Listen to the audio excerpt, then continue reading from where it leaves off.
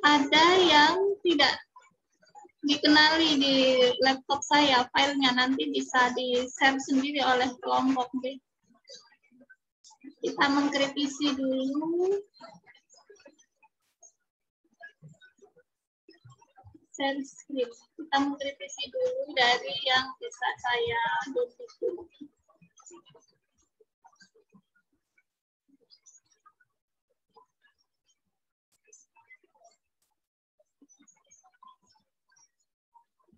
Untuk yang teman-teman belum hadir, apakah ada kabar, ada titip kabar kenapa belum hadir? Tidak ada?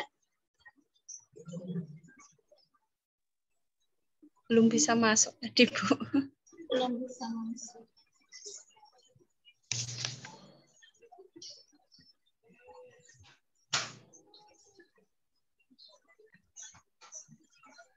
Dari kelompok 7 dulu.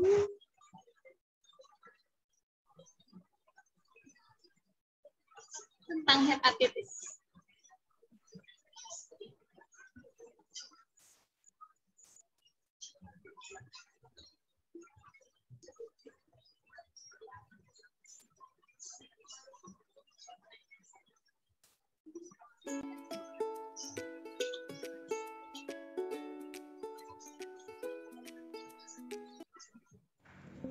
Assalamualaikum warahmatullahi wabarakatuh.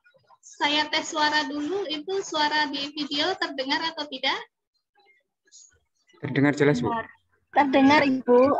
Saya lanjutkan saya. Cek wabarakatuh. Ibu Dwi Novitasari yang kami hormati, Bapak, Ibu, dan Mas Mbak yang kami hormati pula.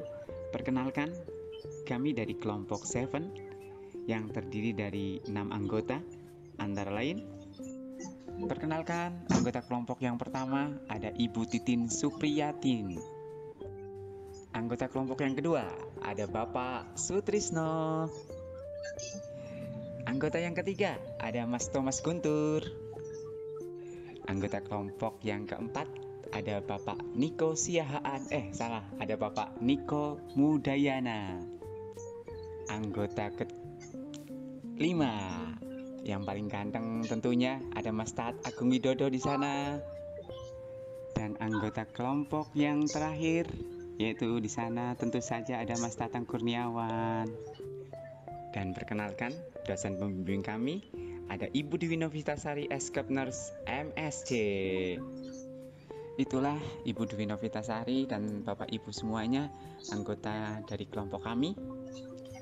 Kelompok kami di sini akan menyampaikan sedikit tentang hepatitis. Wait, sebelum ke materi, kita lihat yang satu ini dulu ya. Tumbuh dan berkembang bersama membangun negeri telah menjadi cita-cita besar yang tertanam kuat di benak seluruh anak bangsa. Purwokerto, kota kami tercinta ini telah menjadi bagian tak terpisahkan dari sejarah panjang berdirinya negeri subur di garis Khatulistiwa. Indahnya alam serta luhurnya budaya Banyumas menjadi daya tarik yang eksotis bagi siapapun yang ingin mengenalnya. Kota ini merupakan salah satu pusat pendidikan terbesar yang terletak di bagian selatan Provinsi Jawa Tengah. Panjang sudah perjalanan kami membersamai anak-anak bangsa belajar, membangun karakter dan mengasah kompetensi. Kami tidak akan pernah lelah untuk terus berjuang dan bertransformasi dalam mewujudkan cita-cita luhur berdaulatnya negara kita tercinta, Indonesia.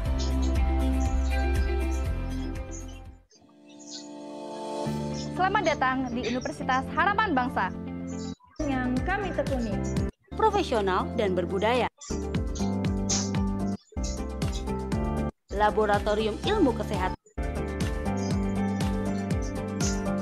Fasilitas beribadah mendukung penuh pengembangan minat dan Sela, nama aku Esa, pastinya rajin banget yang namanya dalam penyediaan sarana diri dan berbudaya. Sehingga siap ditempatkan Hepatitis di pekerjaan maupun wirausaha. Bersama UHB, kita songsong masa depan bangsa yang cemerlang.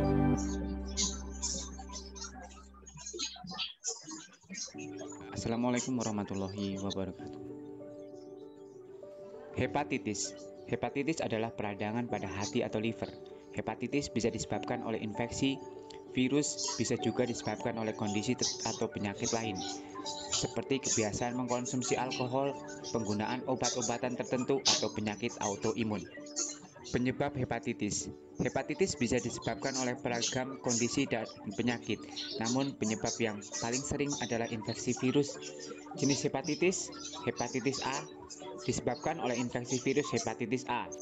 Hepatitis A ditularkan melalui makanan atau minuman yang terkontaminasi feses. Penderita hepatitis A yang mengandung virus hepatitis A. Hepatitis B disebabkan oleh infeksi virus hepatitis B, dapat ditularkan melalui kontak langsung dengan cairan tubuh penderita hepatitis B, misalnya darah, cairan vagina, dan air mani. Hepatitis C disebabkan oleh infeksi virus hepatitis C, dapat ditularkan melalui cairan tubuh. Hepatitis D disebabkan oleh virus hepatitis D, merupakan jenis hepatitis yang jarang terjadi, ditularkan melalui darah dan cairan tubuh. Hepatitis E ditularkan melalui virus hepatitis E. Hepatitis E mudah menular pada lingkungan yang memiliki sanitasi buruk, misal melalui kontaminasi pada sumber air. Faktor resiko hepatitis. Yang pertama, kurang menjaga kebersihan, seperti tidak mencuci tangan sebelum makan, mengkonsumsi makanan yang terkontaminasi virus hepatitis atau makanan yang tidak dimasak dengan matang, berbagai penggunaan barang pribadi dan jarum suntik, melakukan hubungan seks tanpa kondom dengan penderita hepatitis. Selanjutnya, memiliki penyakit infeksi akut atau kronis, memiliki penyakit autoimun, memiliki riwayat hepatitis dalam keluarga, dan sering menerima transfusi darah yang tanpa melalui pemeriksaan ketat atau alat yang digunakan kurang steril. Gejala hepatitis: ada mual, muntah, demam, kelelahan, feses berwarna pucat, urin berwarna gelap, nyeri perut, nyeri sendi, kehilangan nafsu makan, menurunnya berat badan, dan mata dan kulit menjadi kuning atau ikteri. Pemeriksaan penunjang: tes fungsi hati, ada tes antibodi virus hepatitis, ada pemindaian dengan USG perut, dan biopsi hati. Pengobatan hepatitis. Pengobatan hepatitis akan disesuaikan dengan jenis hepatitisnya, tingkat keparahannya, serta kondisi pasien. Hepatitis akibat infeksi virus bisa sembuh dengan sendirinya jika pasien memiliki sistem kekebalan tubuh yang baik. Pengobatan hepatitis akibat infeksi virus bertujuan untuk mengatasi infeksi, meredakan gejala, dan mencegah terjadinya komplikasi. Secara umum, pengobatan hepatitis yang dilakukan meliputi 1. Pemberian obat interferon. Meski beberapa jenis hepatitis akibat virus bisa sembuh dengan sendirinya, pemberian obat-obatan perlu dilakukan ketika jumlah virus penyebab hepatitis cukup banyak. Dokter akan memberikan obat interferon untuk menghentikan penyebaran virus dan mencegahnya kambuh. Obat yang biasanya diberikan melalui infus setiap minggu selama 1 tahun. Pemberian obat imunosupresan. Untuk mengatasi hepatitis yang disebabkan oleh penyakit autoimun, dokter dapat memberikan obat imunosupresan terutama golongan kortikosteroid seperti prednison dan budesonide. Selain itu, pasien penderita hepatitis autoimun juga diberikan obat-obatan seperti azatioperin, mycophenolate, tacrolimus, dan cyclosporin. Pengobatan hepatitis yang selanjutnya, pemberian obat antivirus pada beberapa kondisi, semisal pada hepatitis B atau hepatitis C yang kronis, dokter juga bisa memberikan obat antivirus seperti entecavir, famciclovir, lamivudin, ritonavir, ribavirin, atau tenofovir.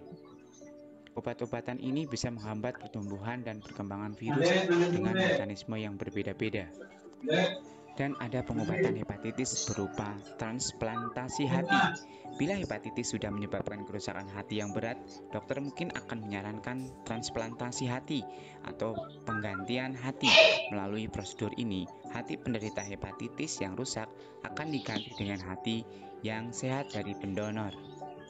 Komplikasi hepatitis: ada gagal hati, sirosis, dan kanker hati. Pencegahan hepatitis: cuci tangan dengan sabun memakai air mengalir, lakukan hubungan seks yang aman, Hindari penggunaan barang-barang pribadi. Jaga daya tahan tubuh dengan makanan-makanan yang seimbang dan bergizi. Jangan mengkonsumsi alkohol dan nafsa. Hindari mengkonsumsi makanan yang belum dimasak dengan matang dan lakukan vaksinasi hepatitis. Selain pencegahan-pencegahan yang tadi, ada 5 momen cuci tangan. Antara lain, sebelum kontak dengan pasien, sebelum tindakan aseptik, setelah terkena cairan tubuh pasien, setelah kontak dengan pasien, setelah kontak dengan lingkungan di sekitar pasien. Berikut adalah fakta-fakta tentang hepatitis. Yang pertama, banyak yang tidak sadar mengidap hepatitis. Hepatitis tidak hanya ditularkan dari kebiasaan beresiko. Kadang juga tidak menimbulkan gejala. Penderita hepatitis tidak selalu kena penyakit. Air dan makanan bisa menularkan hepatitis. Hepatitis adalah penyebab terbesar dari kanker hati, dan wanita hamil harus tes hepatitis.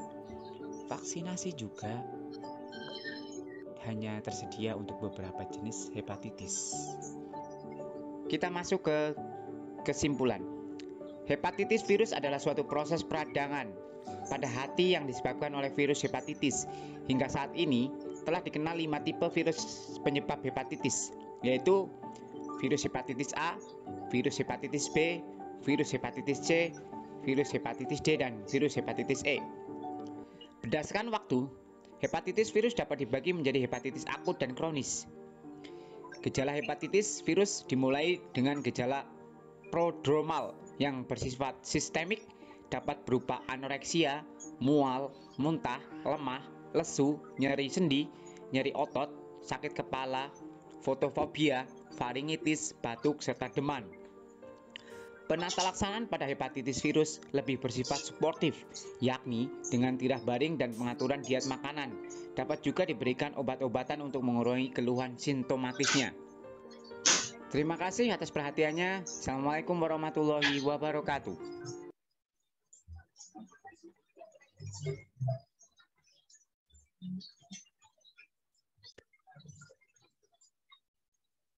Ya, terima kasih presentasi video dari kelompok 7. Mungkin teman-teman ada yang mau mengkritisi dulu hasil kreasi dari kelompok 7?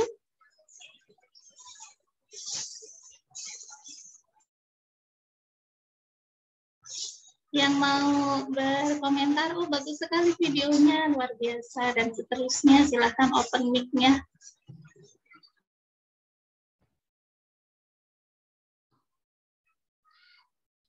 Saya, Bu. Pak Tono. Silakan Pak Tono. Terima kasih atas waktunya. Saya hanya menyampaikan selamat Mas Tatang CS. Videonya bagus. Perlu belajar banyak dari panjenengan. Itu saja. Terima kasih.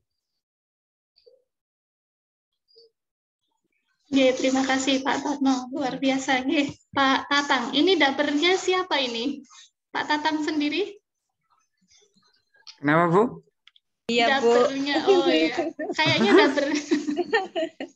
dapurnya ada 2 orang nggak sih? Atau hanya 1 orang? 1 orang ini, Bu. 1 orang. Beda hari. Oh, beda hari, makanya tone-nya berbeda gitu. Di slide yang udah semangat gitu, pas lain slide-nya kendor lagi gitu. Oke, di balik ada suara burung dan ada suara anak ya.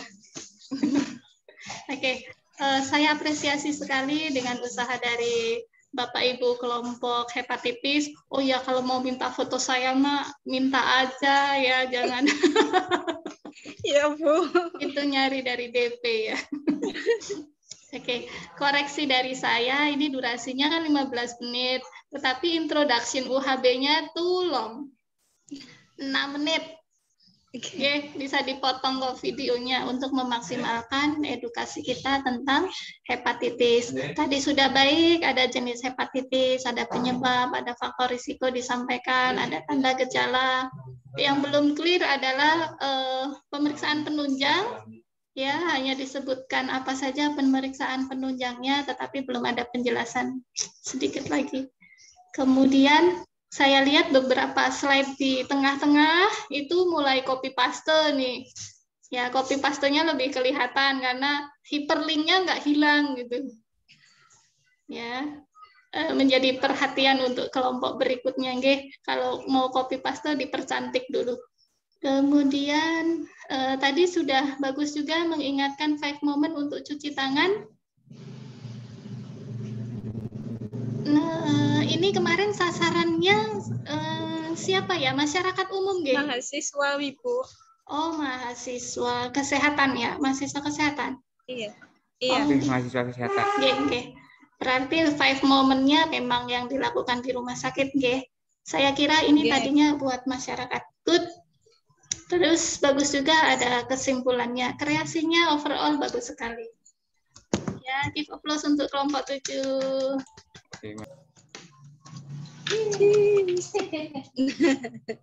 Selanjutnya kita mulai kelompok yang berikutnya.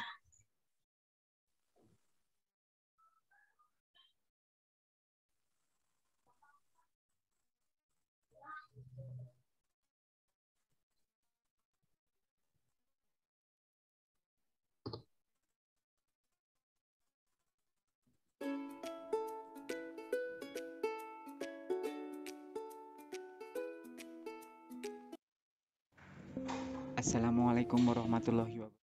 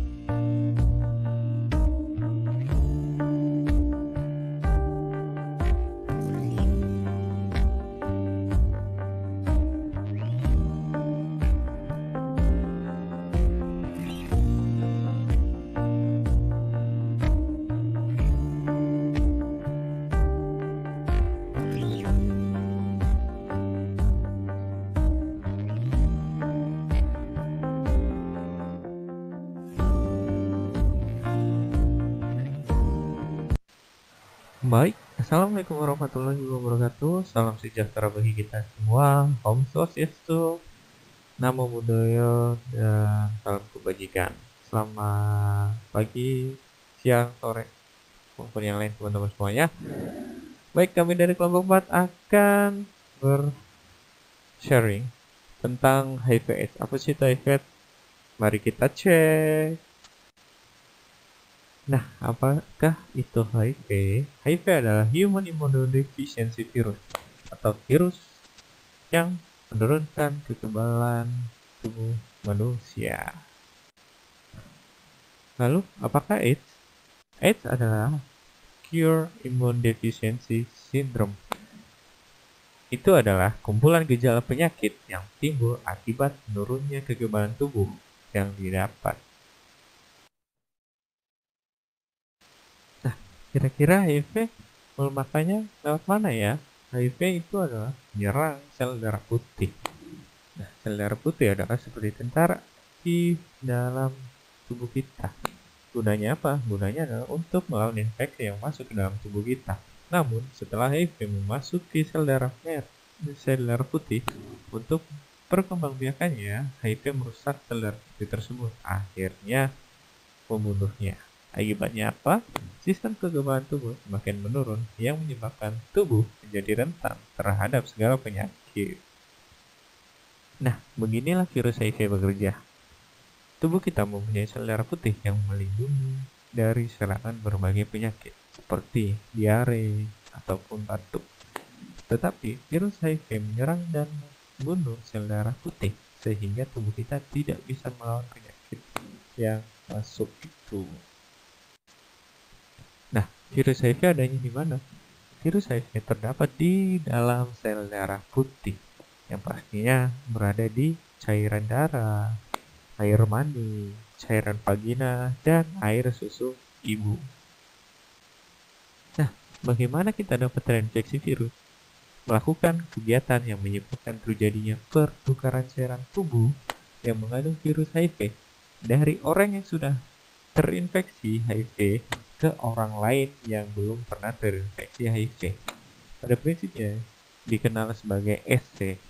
Exit merupakan keluar dari tubuh manusia. Survive, HIV harus dalam kondisi hidup, sufficient, jumlah konsentrasi cukup, dan enter, HIV masuk ke dalam tubuh manusia. Cara penularan HIV tentunya lewat cairan darah. Apa saja sih yang melalui cairan darah? Yang pertama adalah transfusi darah, pemakaian jarum suntik yang tidak steril dan dipakai secara bersamaan, pemakaian alat tusuk yang menembus kulit yang tidak steril dan dipakai bersama. Penularan HIV bukan karena jenis narkoba yang dikonsumsi, tetapi cara pemakaiannya. Yang bisa kita lihat ini adalah menggunakan jarum suntik untuk konsumsi narkoba, tetapi jarum suntiknya sudah dipakai secara berkali-kali dan bergantian sehingga menjadi resiko tinggi untuk penularan HIV. Nah, beginilah virus HIV bekerja. Tubuh kita mempunyai sel darah putih yang melindungi dari serangan berbagai penyakit seperti diare ataupun batuk. Tetapi virus HIV menyerang dan membunuh sel darah putih sehingga tubuh kita tidak bisa melawan penyakit yang masuk. Nah, untuk penularan melalui ibu yang HIV kepada anaknya, penularan dapat terjadi selama proses kehamilan, proses persalinan menyusui.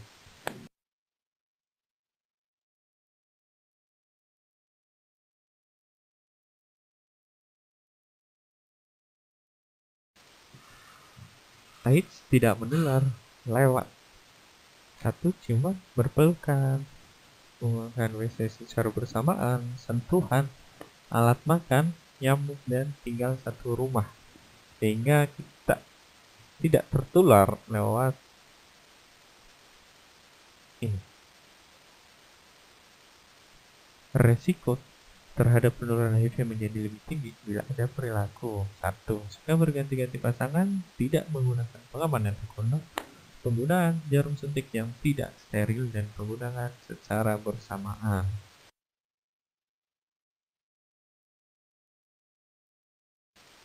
Nah, bagaimana sih pencegahan HIV/AIDS? Kita ada ABCDE, yang adalah abstinens, atau bagi yang belum menikah dianjurkan untuk tidak melakukan hubungan seksual. B adalah be faithful, saling setia pada satu pasangan yang tidak terinfeksi HIV. Yang C, kondom, menggunakan kondom setiap kali berhubungan seks yang beresiko. D, don't inject, hindari penggunaan jarum suntik secara bergantian dan tidak steril. Yang E, safe equipment, hindari pemakaian segala alat atau bahan yang tidak steril. Nah, kira-kira pernah gak sih kepikiran apakah saya terinfeksi virus? Kenapa bisa? Dan lain-lain. Caranya gimana sih biar kita tahu untuk kita terinfeksi HIV atau tidak? Nah, caranya melalui tes darah untuk melihat ada tidaknya antibodi HIV. Yang kedua adalah proses VCT, Voluntary Counseling and Testing. Ini bersifat rahasia, sukarela, dan jelas tujuannya. Lalu tes HIV tidak boleh dipaksakan. Tidak bisa. Karena nanti kalau dipaksakan akan berakibat fatal. Nah, ini adalah perkembangan dari HIV menjadi tertular, lalu ada jeda atau ada window period yang dimana kita tidak merasakan gejala apapun, lalu kita cek HIV ternyata masih negatif, lalu baru di masa 10 tahun kurang lebih jaraknya barulah kita terasa gejala dan tandanya, lalu hasil tes HIV positif, lalu setelah HIV barulah kita jadi AIDS seperti itu.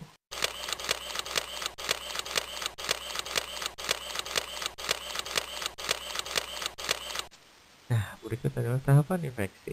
Infeksi biasanya 3-6 bulan, biasanya lebih juga. Orang bisa menularkan, tetapi hasil tes negatif dalam masa jendela ini. Lalu ada ya masa laten. Masa laten biasanya berkisar 4 bulan sampai lebih dari 10 tahun. Lalu barulah terjadi AIDS. Gangguan saraf karena HIV seperti tikun, mati rasa, terdapat infeksi oportunistik. Lalu penyakit yang berhubungan dengan HIV, berat badan menurun, demam, dan diare. Apa artinya? Orang yang sudah terinfeksi HIV akan nampak sehat dan dapat beraktivitas seperti biasa. Di mana window period, masa di mana virus HIV sudah masuk ke dalam tubuh. Namun, sistem kekebalan tubuh belum membuat antibodi HIV. Lalu terjadi infeksi oportunistik, infeksi yang mengambil kesempatan untuk muncul di saat kekebalan tubuh manusia sangat lemah. Berikut adalah contoh-contoh gambar-gambar tanda gejala yang sudah muncul ya. Ini adalah infeksi oportunistik, seperti herpes simplex, PCP. Nah, penyakit lain terkait HIV seperti kelelahan, demam, diare, limfadenopati, dan wasting. Nah, untuk pengobatan HIV sampai saat ini belum ada obat yang dapat menyembuhkan HIV.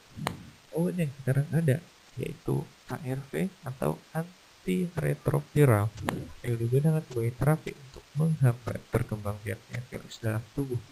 Terapi ARV memberikan kesempatan pada ODA atau orang dengan HIV untuk hidup lebih produktif. Kira-kira perlukah kita harus mendukung ODA atau orang dengan HIV? Setiap ODA, orang dengan HIV masih mempunyai hak hidup dan sosial yang sama dengan orang yang sehat. ODA tidak boleh mendapatkan stigma atau pandang buruk atau diskriminasi dari masyarakat. Pengucilan terjadi karena kurangnya pemahaman tentang penularan HIV. Jadi seperti teman-teman dari kami kelompok 4, ya teman-teman ada yang mau ditanya atau ada yang mau bercerita, silakan nanti bisa menghubungi kami. Kami mohon maaf jika ada kesalahan kata maupun kalimat yang kurang nyaman di hati. Kami mohon maaf. Dan sekian dari kami. Terima kasih. See you.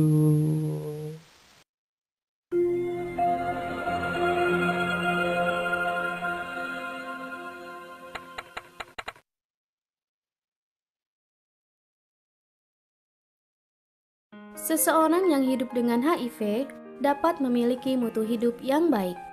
Biasanya HIV menimbulkan masalah yang sulit dan pribadi, misalnya seputar kesehatan, hubungan dengan orang lain, keuangan, atau ketakutan akan kematian. Salah satu cara untuk mengurangi tekanan adalah berbagi dengan sesama orang yang hidup dengan HIV, baik secara individu maupun berkelompok.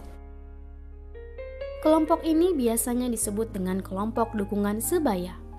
Teman-teman yang sudah bergabung di kelompok dukungan sebaya biasanya mendapatkan kembali kepercayaan diri, mempunyai pengetahuan seputar HIV, dan tahu bagaimana mengakses layanan kesehatan dan informasi. Untuk mengetahui teman-teman sebaya yang dapat membantu, kita dapat datang dan bergabung dengan kelompok dukungan sebaya yang ada di daerah kita. Kelompok ini berjalan dengan menghargai kerahasiaan satu sama lain. Anda dapat melihat daftar kelompok dukungan sebaya di http://spiritia.org/kdsdaftar.php. Salah satu informasi penting yang dibagikan dalam kelompok dukungan sebaya adalah bagaimana cara melindungi orang yang sudah terinfeksi HIV dari infeksi ulang atau infeksi lainnya. Mencegah penularan HIV dapat dilakukan dengan beberapa cara, yaitu puasa seks atau tidak melakukan aktivitas seksual, setiap melakukan hubungan seks selalu menggunakan kondom, ibu hamil dengan HIV positif mengikuti program pencegahan HIV dari ibu ke anak atau yang biasa disebut dengan PPIA. Bagi yang menggunakan narkoba suntikan, pastikan selalu menggunakan alat suntik steril dan tidak dipakai bersama-sama. Selain itu, teman-teman pengguna narkoba suntikan dapat menghubungi Dinas Kesehatan untuk mendapatkan informasi mengenai program terapi rumatan metadon. Terapi rumatan metadon adalah program yang mengalihkan pengguna heroin pada obat lain yang lebih aman. Satu tantangan terkait pencegahan adalah pengungkapan status HIV kita pada pasangan atau calon pasangan. Teman-teman di kelompok dukungan sebaya dapat membantu memberikan tips untuk membuka status HIV pada orang lain. Hidup dengan HIV tidak menurunkan derajat seseorang. Tidak ada alasan untuk mengucilkan dan memberikan cap buruk kepada orang dengan HIV. Dengan mengkonsumsi ARV, orang dengan HIV dapat terus menjalankan hidup dengan sehat, menikah, punya anak, bekerja, bermain, dan berada di tengah-tengah keluarga dan masyarakat.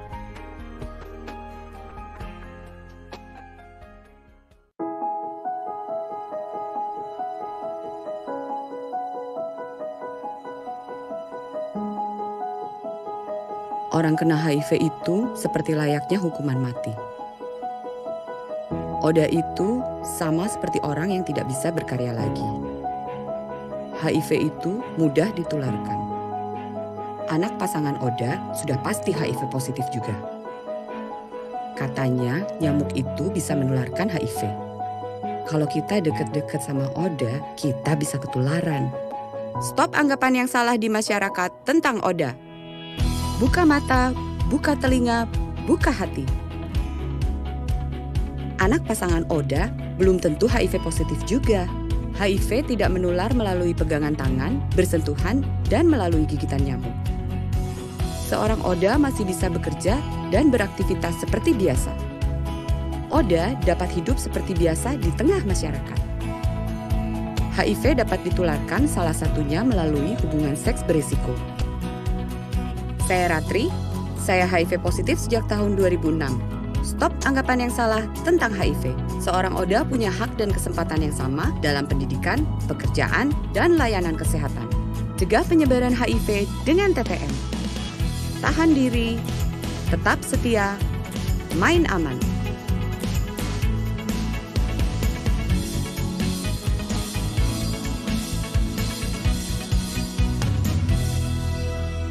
Jauhi virusnya, bukan orangnya.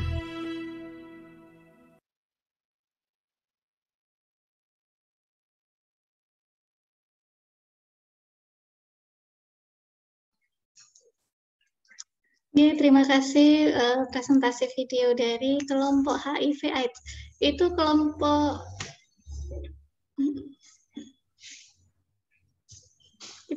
berapa nggih?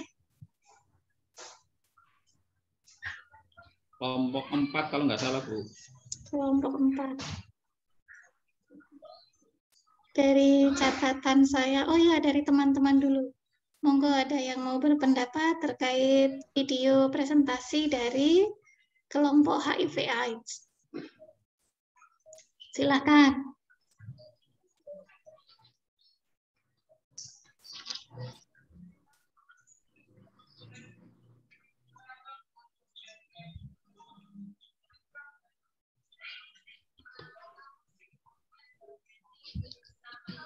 Mbak Weni, mau berpendapat? Pak Tono lagi? Pak Karno, Pak Iksan, Bu Fajar. Yang lain dulu aja lah, Bu. Oh, izin Bu. Nggih, monggo. Nggih Bu.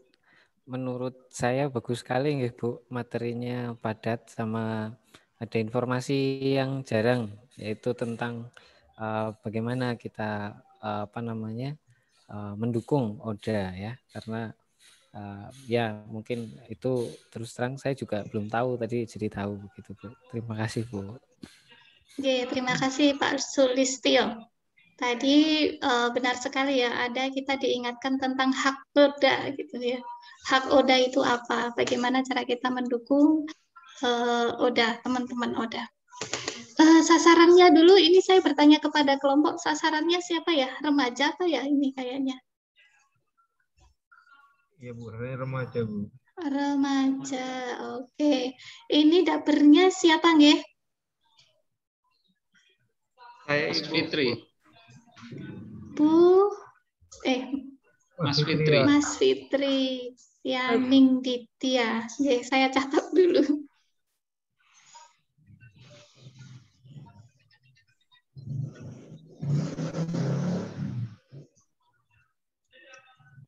Oke, tadi dari awal sudah ada tentang akronim dari HIV apa, AIDS itu apa. Mungkin anak remaja memang belum memahaminya. Kalau kita orang kesehatan sudah sangat wajar tahu HIV itu apa, AIDS itu apa, kepanjangannya apa. Kemudian ada proses perjalanan penyakit, tapi ini seperti kita kuliah keperawatan ya. Kalau sasarannya anak remaja ini sedikit berat. Kemudian di mana lokasi virusnya, bagaimana orang bisa terinfeksi, bagaimana cara penularannya, bahkan juga HIV/AIDS itu tidak ditularkan dengan cara ini tadi juga sudah ditekankan. Terus dijelaskan juga bagaimana pencegahan, tapi saya agak kurang sepakat.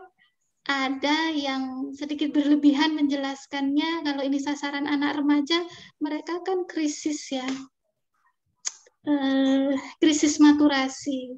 Jadi kalau pengenalan absen seks gitu ya kurang tepat ya. Kemudian penggunaan kondom malah nanti mereka belum menikah gitu. Kemudian anjuran pengguna jarum suntik, pengguna narkoba jarum suntik selalu menggunakan jarum suntik yang baru, malah kita pro dengan atau kita promosi penggunaan jarum suntik pada narkoba dengan jarum suntik ya, malah gambarnya jelas banget itu. Terus timeline perjalanan penyakit dijelaskan, tanda gejala dijelaskan, pengobatan sampai hak ODA tadi dijelaskan, dan di akhir-akhir baru bagus nih ada peer group yang disampaikan ya. Banyak teman-teman yang dia tersesat sendiri begitu. Tadi keputusan saya HIV AIDS masih remaja udah kayak hukuman mati sudah gitu ya.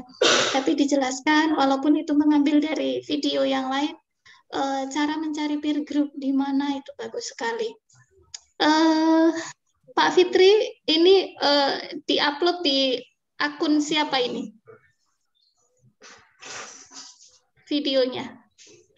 Di akun Kartika Ayu Ibu. Akun Kartika Ayu, dipastikan karena kita isunya sensitif, ada ngomong kondom, ada ngomong seks, ya ada ngomong HIV AIDS, ada gambar-gambar nek gitu. Jadi tidak dipergunakan untuk anak-anak. Gitu nggih? Nggih, siap Ibu. Selebihnya bagus sekali. Terima kasih Bu Dewi. Nggih. Selanjutnya untuk kelompok yang lainnya, kelompok yang meningitis silakan langsung presentasi sendiri. Saya tidak bisa membuka filenya.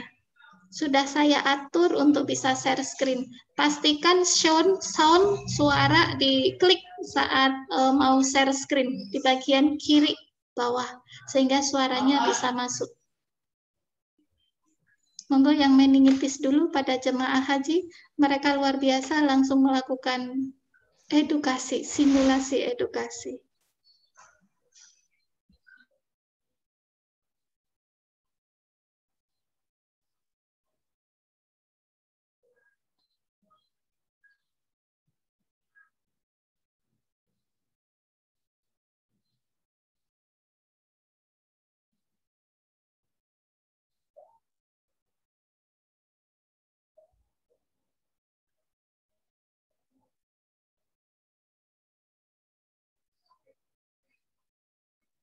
Sudah dikirimkan linknya kembali, saya buka saja dari saya nggih yang share screen.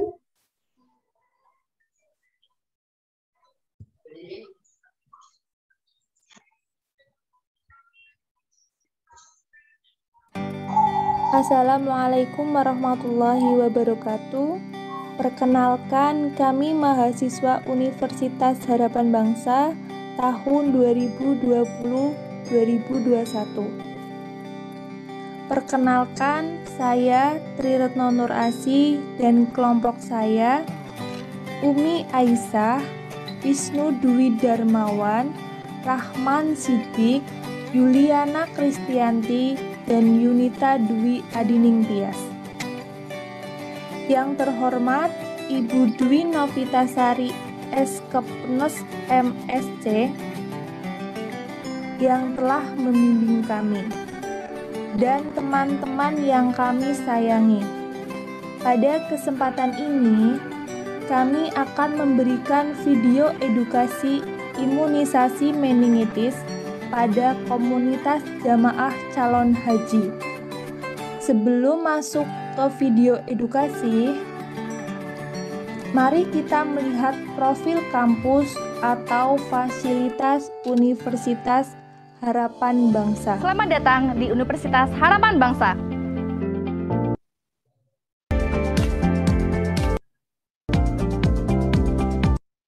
Dosen profesional dari berbagai dapatkan di berbagai 2021 kami akan menyampaikan mengenai imunisasi meningitis pada komunitas calon jemaah haji.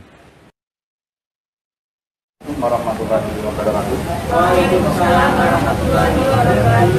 Perkenalkan, kami mahasiswa Universitas Harapan Bangsa program alih jenjang tahun 2020 tahun 2021. Dalam hal ini kami akan sedikit mengedukasi mengenai imunisasi meningitis pada komunitas jemaah calon jemaah haji.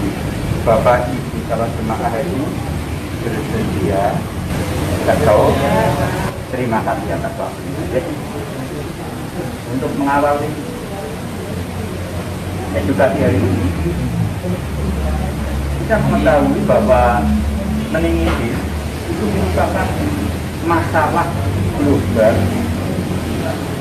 yang diawali sejak adanya epidemi pada calon jemaah haji yang kontak dengan jemaah haji. Laporan WHO tahun 2002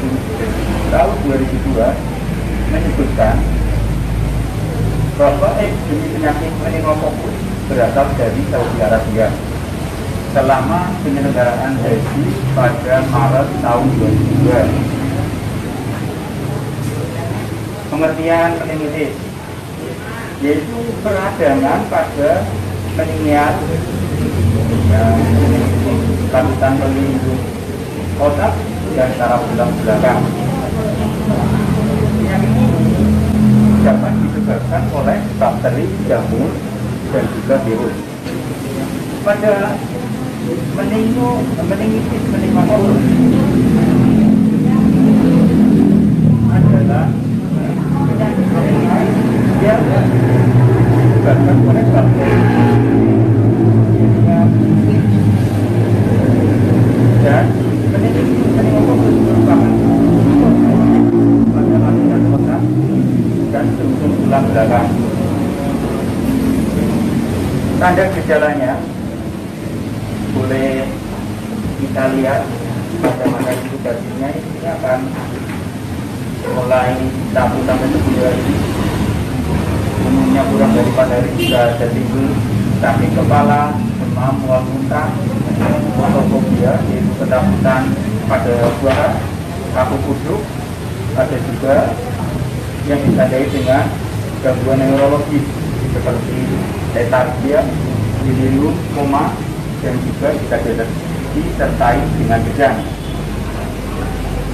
Dampak dan bahayanya adalah cedera otak, masalah perilaku, gangguan pendengaran, gangguan penglihatan, terus ada perubahan emosi, dan bisa terjadi juga gagal organ.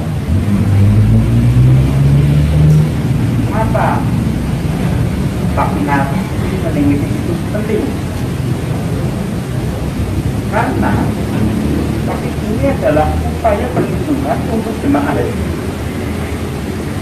yang sudah tercantum dalam peraturan Menteri Kesehatan Republik Indonesia nomor 62 tahun 2016, yaitu tentang penyelenggaraan haji, dan juga sebagai tindak lanjut kerjasama dari nota diplomatik Kedutaan Besar Kerajaan Saudi Arabia di Jakarta nomor 211 tahun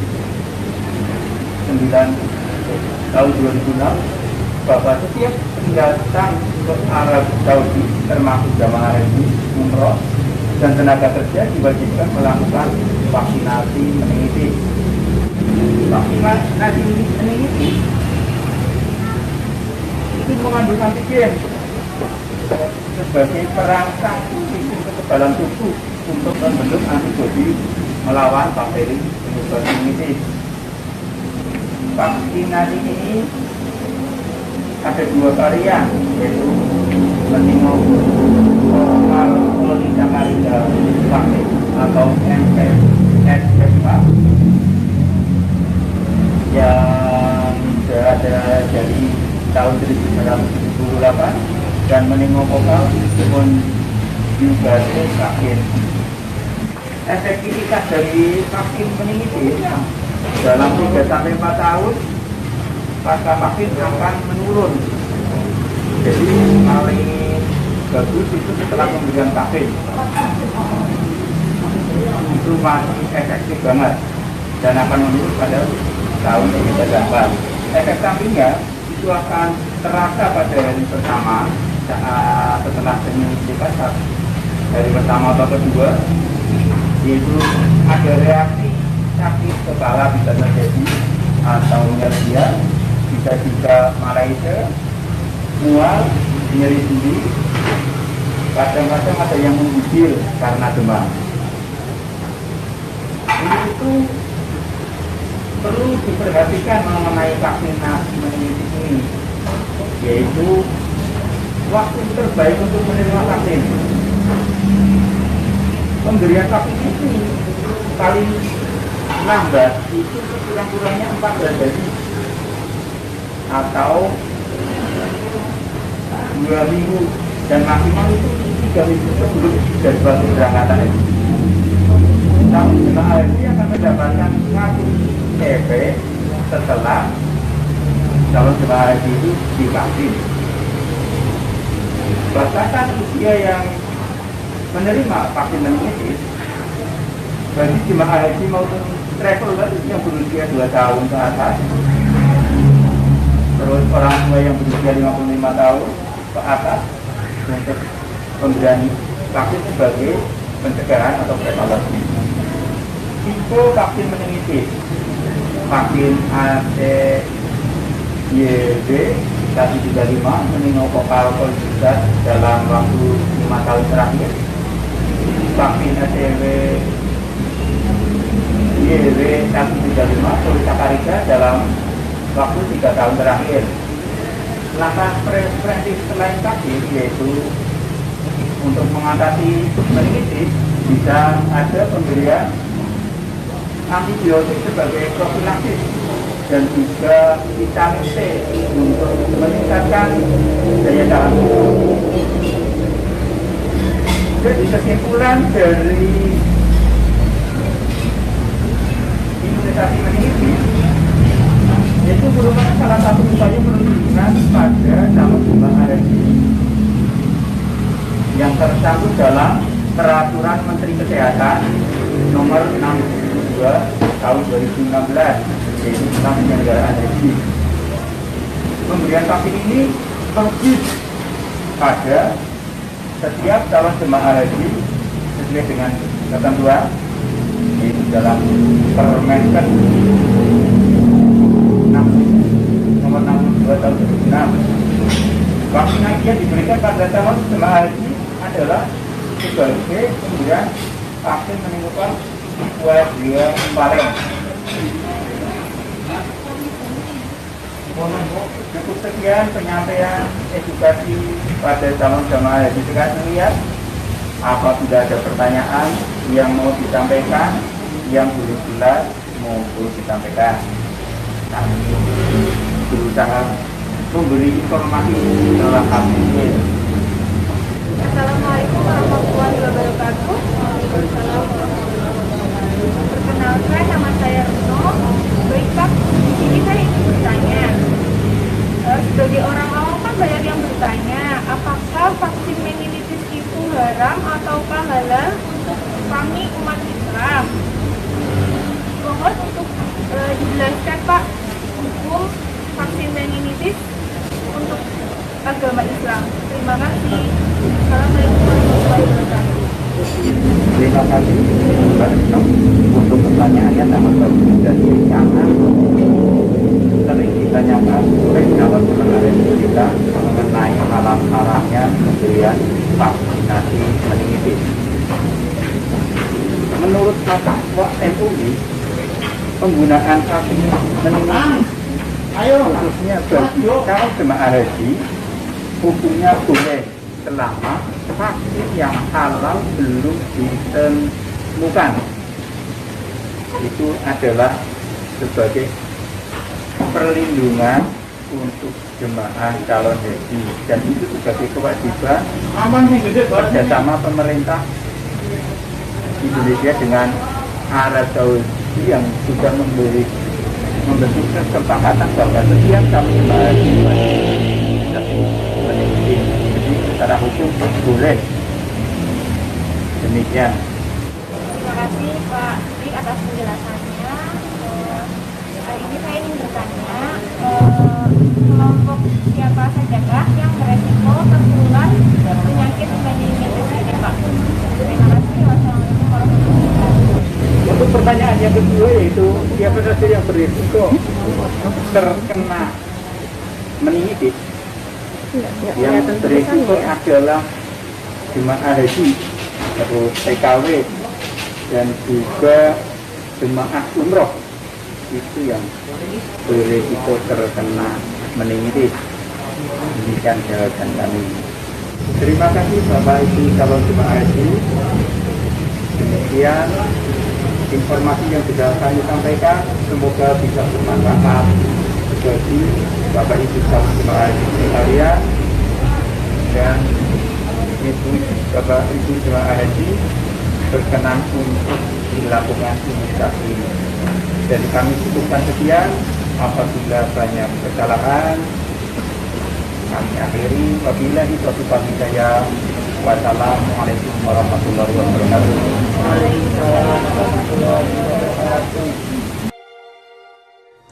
Demikian edukasi mengenai imunisasi meningitis untuk calon jamaah haji.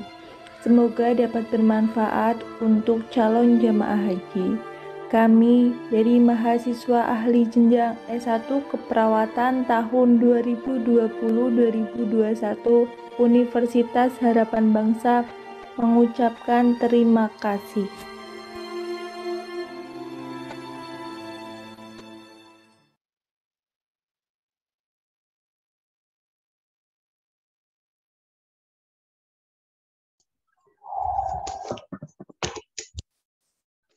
Saya beri kesempatan dulu pada teman-teman untuk bertanya terkait simulasi edukasi pencegahan meningitis dengan sasaran calon jemaah haji. Mungkin mau ada yang tanya itu lokasinya di mana, saya mau buka puasa di sana, sok atuh gitu. Monggo yang mau berkomentar.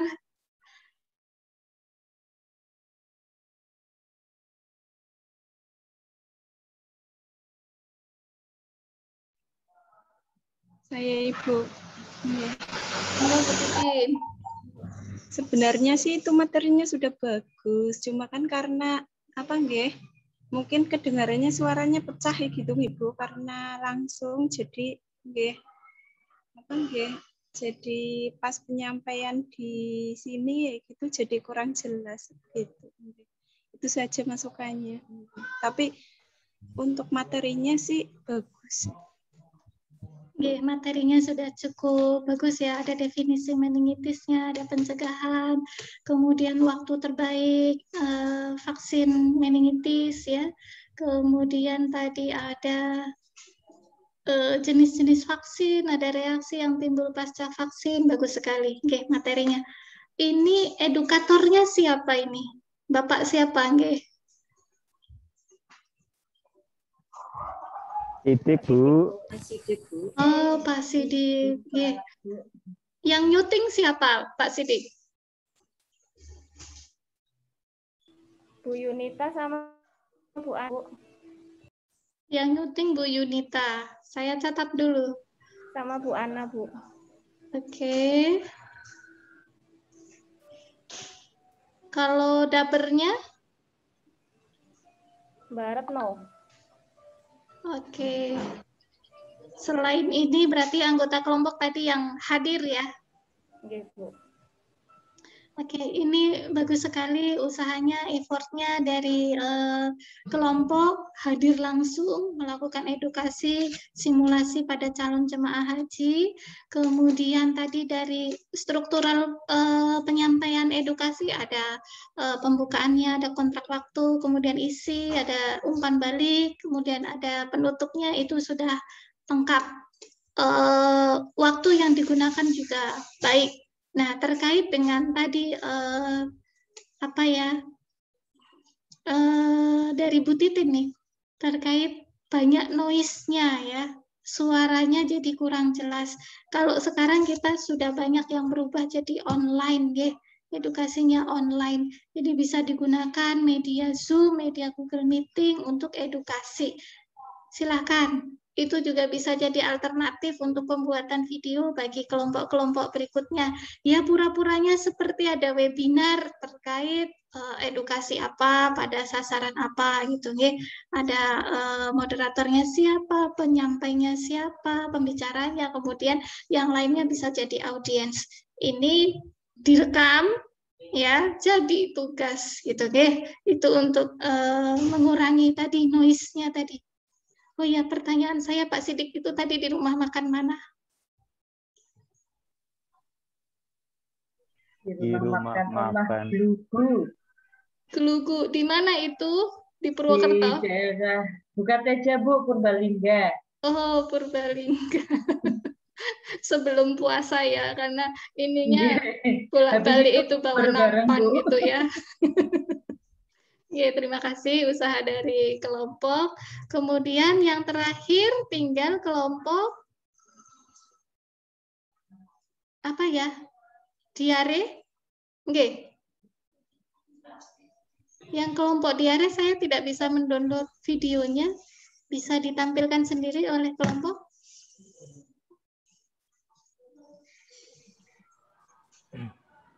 Baik Bu, untuk yang diare mungkin saya coba share screen dari tempat saya Bu. Oke, monggo Pak. Bentar.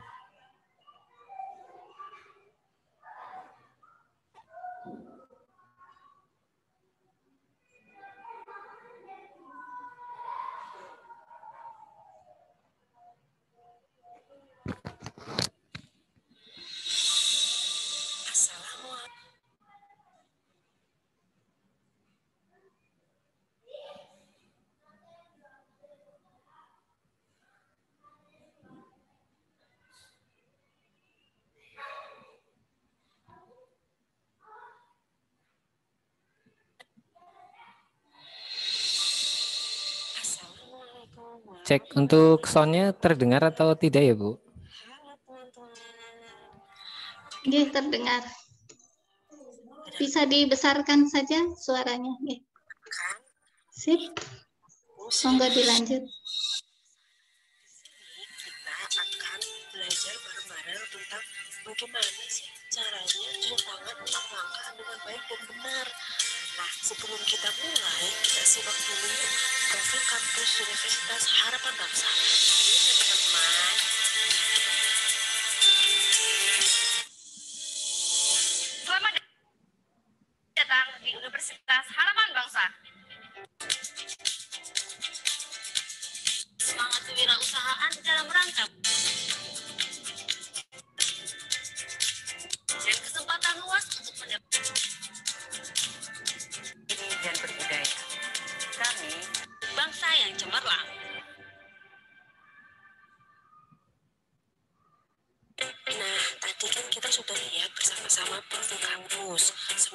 teman-teman bila sudah besar nanti bisa bergabung bersama kita di Universitas Harapan Bangsa.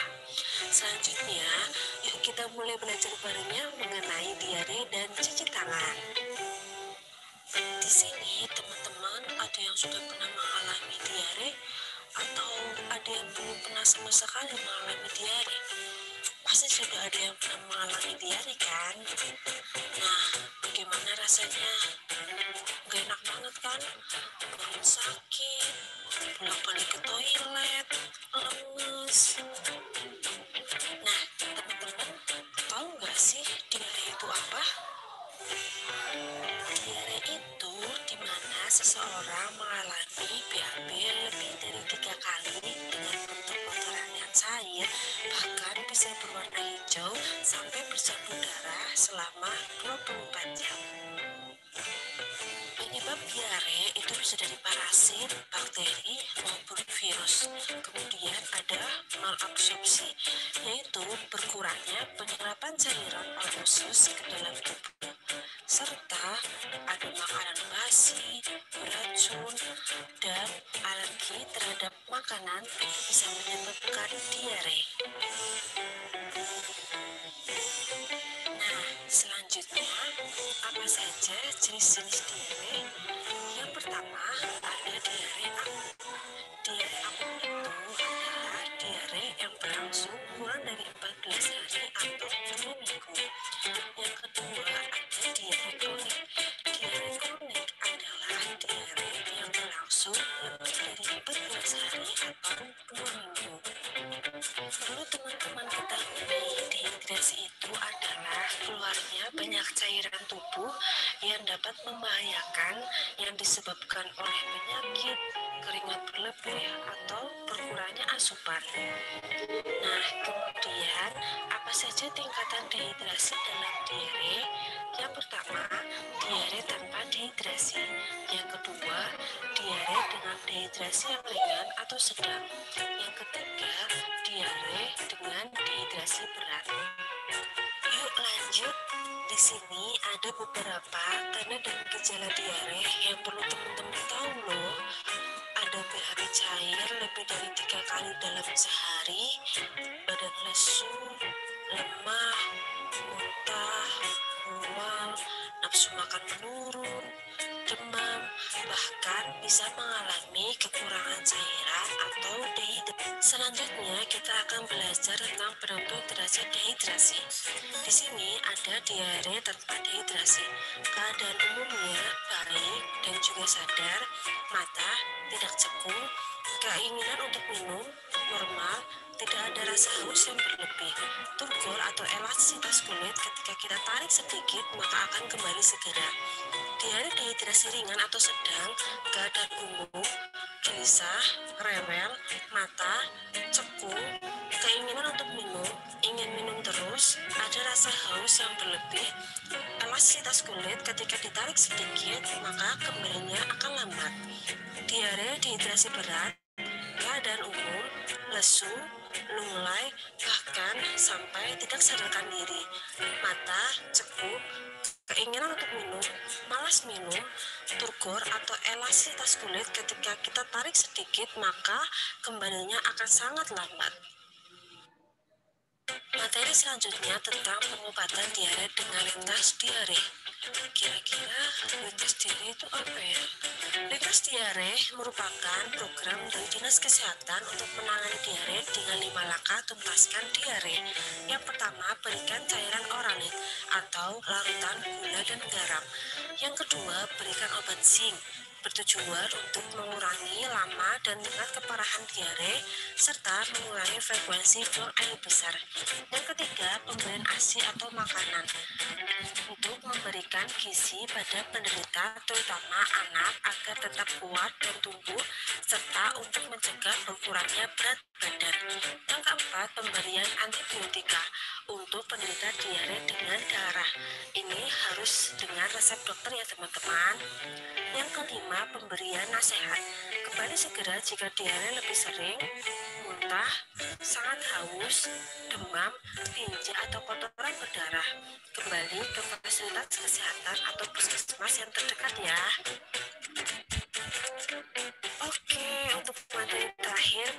pencegahan diare. Sebelum kita lihat video cuci tangan ya teman-teman, pencegahan diare yang pertama adalah hindari makanan atau minuman yang tidak bersih, serta hindari jajan sembarangan ya. Yang kedua, cuci tangan pakai sabun dan air bersih sebelum dan sesudah makan, serta sesudah buang air besar maupun buang air kecil. Yang ketiga, rebus air minum terlebih dahulu. Jangan minum air mentah ya, karena banyak bakteri yang bisa menyebabkan diare. Yang keempat, gunakan air bersih atau air mata untuk memasak. Yang terakhir, yang kelima, BAB di jamban. Sudah selesai ya. Sekarang kita lihat dulu video tentang cuci tangan menggunakan sabun dan air mengalir, serta cuci tangan dengan menggunakan hand rub. Dilihat ya teman-teman. Cara cuci tangan dengan 6 langkah. Basahi tangan dengan air. Tuangkan sabun ke seluruh bagian tangan. Langkah pertama, gosok telapak tangan yang satu dengan telapak tangan lainnya. Langkah yang kedua, gosok telapak tangan dengan posisi jari saling bertautan. Langkah ketiga, gosok kedua punggung tangan dengan jari saling bertautan. Langkah keempat, gosok dengan menggunakan bagian belakang jari ke tangan yang satunya. Langkah 5, gosok ibu jari dengan menggenggam tangan yang satunya.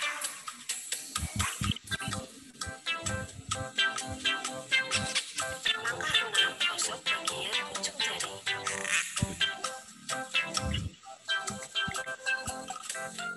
Langkah cuci tangan menggunakan hand rub.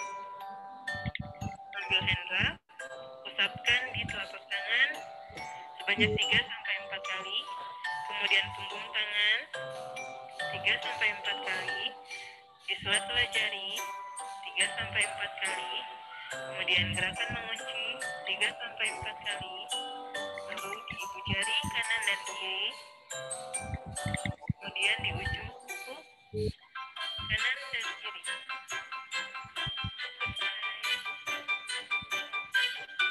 Nah, kita sudah selesai ya, sudah belajar bareng tentang diare dan sudah melihat bersama-sama video cuci tangan 6 langkah dengan baik dan benar dengan menggunakan sabun dan air mengalir, serta cuci tangan dengan menggunakan hand rub. Semoga bermanfaat untuk belajar kita hari ini ya, dan jangan lupa untuk menerapkan cuci tangan 6 langkah dengan baik dan benar dimanapun teman-teman berada. Mohon maaf bila ada salah kata dalam penyampaian. Terima kasih atas perhatiannya. Sampai jumpa kembali. Wassalamualaikum warahmatullahi wabarakatuh.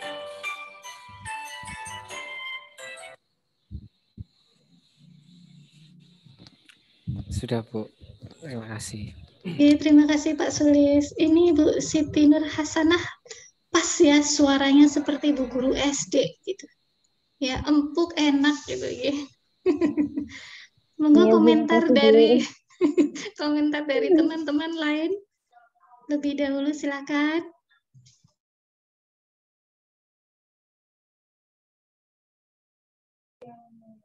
Sangat bagus Bu, kayak di TV suaranya. Tak kira tadi suara dari apa nggih? Jiplak kayak gitu ibaratnya nggih. Ternyata suaranya asli. Suaranya asli. Tadi suaranya selain suara Bu Siti itu juga suara video yang kedua yang tentang HIV. Tentang HIV/AIDS ya. Video yang kedua, Pak Fitri, asal ada powernya lagi, model suara begitu tuh sering saya dengar di RRI gitu ya. Empuk gitu suaranya Bu Siti dan Pak Fitri itu enak. Tinggal powernya aja ini Pak Fitri. Untuk kelompok diare bagus sekali, ada animasinya, kemudian ada backsound-nya, tapi agak kurang balance ya. Backsound-nya bisa lebih diperkecil gitu, sehingga suara Mbak Siti ini masuk. Oke. Terus tadi kayaknya ada audiens anak kecil yang ikut, siapa ya tadi ya? Yang sama Bu Endang apa ya? Halo Bu Endang. Tadi siapa Iya, yang Bu. Yang anaknya nempel-nempel, anaknya atau cucunya? Anak saya. Anaknya. Coba ditanya Iya, ya mohon nanti maaf. terkait dengan video diare itu menarik nggak itu kuat kan audiensnya itu putranya Bu Endang gitu. Lagi Pas mandi, atau Bu. tidak. Tadi sudah lengkap nggih dari definisi kemudian sampai ke cuci tangannya. Tapi beberapa memang agak berat untuk anak SD ya tentang turgor kulit kayaknya tidak perlu disampaikan ya tentang tanda-tanda dehidrasi mah ini buat emaknya gitu ya. Turgor kulit mereka tidak paham, kemudian elastisitas kulit mereka bisa jadi tidak paham ya. Jadi beberapa bahasa yang tidak pas buat sasaran kita mending dieliminasi saja, diganti atau dihilangkan saja.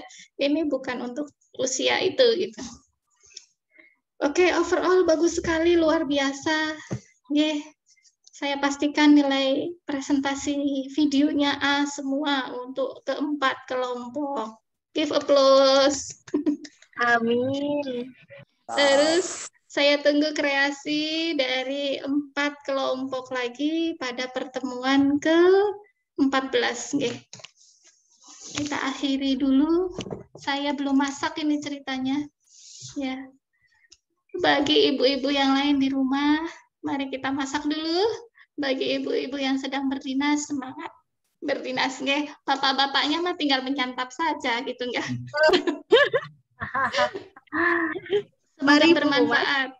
Semoga bermanfaat pertemuan hari ini. Kita akhiri. Mohon maaf bila ada ilmu yang salah. Wassalamualaikum warahmatullahi wabarakatuh. Waalaikumsalam warahmatullahi wabarakatuh. Terima kasih. Sami-sami saya close nggih.